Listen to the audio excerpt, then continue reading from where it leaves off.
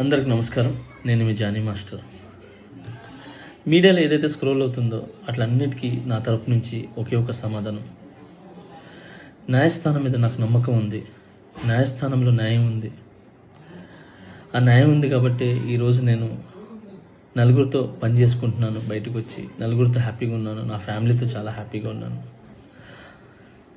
నా మనసుకు తెలుసు ఏం జరిగిందని. ఆ దేవుడికి తెలుసు, నా అంతరాత్మకు తెలుసు. ఇవన్నీ కూడా రేపు న్యాయస్థానంలో కోర్టు నిర్ణయిస్తుంది, న్యాయస్థానం నిర్ణయిస్తుంది.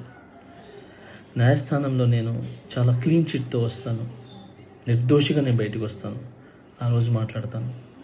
అప్పటి వరకు నేను నిందితుడిని మాత్రమే. సో నేను ఓన్లీ నిందితుడిని మాత్రమే. మీ ప్రేమ నాకు ఎప్పుడు ఇలానే ఉండాలి, ఇలానే ఉంటుంది. నాకు తెలిసింది ఒకటి, నేను నాకు వచ్చిన పనితో బాగా కష్టపడటం, ఎంటర్టైన్ చేయటం.